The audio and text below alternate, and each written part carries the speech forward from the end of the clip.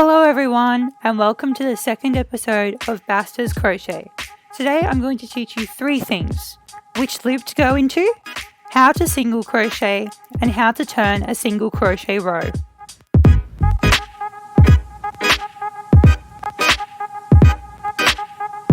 You'll need a ball of yarn, a crochet hook, and yourself. You'll also need to know how to tie a slip knot and how to chain. If you don't, check out this video in the cards first and come back when you're ready.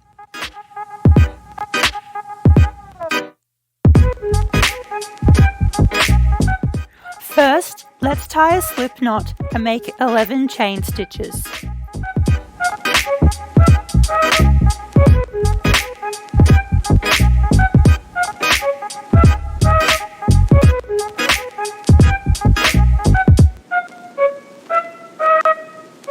Before we move on to how to make stitches, we need to know how to go into the stitches from the row before. Going into chain stitches in the first row is a very challenging task, even for experienced crocheters. So let's take a closer look at what a chain stitch is made up of. As you can see, there are 3 different elements to each chain stitch: a back loop, a front loop, and an underneath loop. Ignore the underneath loop, as you will nearly never put your hook through it. Ideally, when making a stitch, you will put your hook through both loops, like this, but this is challenging in the first row and can leave large gaps. I plan to make a more in-depth video about this topic in the future, but for our first row today, we are going to insert our hook through the back loop, as you can see here. Let's get into the first stitch. When starting a single crochet row as the first row, you will need to start in the second chain from the hook, as I'm showing you here. This is so that your first stitch isn't cramped. If you put it into the first chain from the hook, it will not end up as the right shape at the end. To make a single crochet, put your hook in the stitch. Remember to put it in the back loop. You will see that there are now 2 loops on the hook. Don't panic, there are supposed to be 2. Next, like we do when we chain, put the hook underneath the yarn connected to the ball, bring it up and around and grab onto it. Then pull it through the first loop on your hook like so. Do not pull it through both loops just yet. Now do the same thing.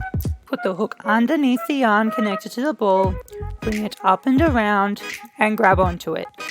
However, this time we do pull it right through both loops, and finish it off like a chain, pulling it up. You have now successfully completed a single crochet.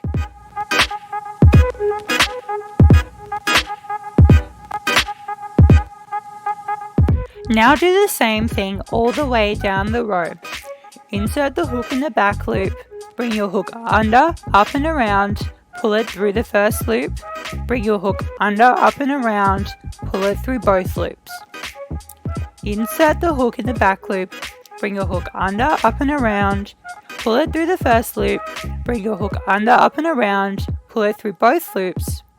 As always, speed will come with practice. Once you have got to the end of the row, turn your project around like this. To start the second row, chain 1 so that the stitch doesn't get cramped.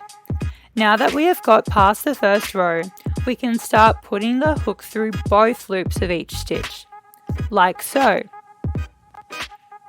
Remember, to make the single crochet stitch, insert the hook into the stitch, bring your hook under, up and around, pull it through the first loop, bring your hook under, up and around, and pull it through both loops.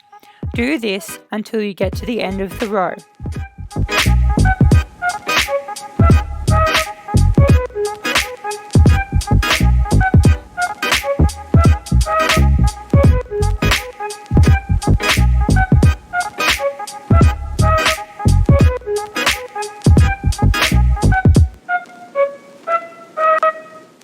I hope that you have found this video helpful and that you now know 1. How to do your first row of your crochet project, 2. How to single crochet, and 3. How to turn a row in single crochet. Like this video if you enjoyed it, subscribe to Basdoes, and hit the notification bell to be alerted when I publish new content. In the next video, I'll be showing you how to double crochet and how to turn a row in double crochet. See you next time!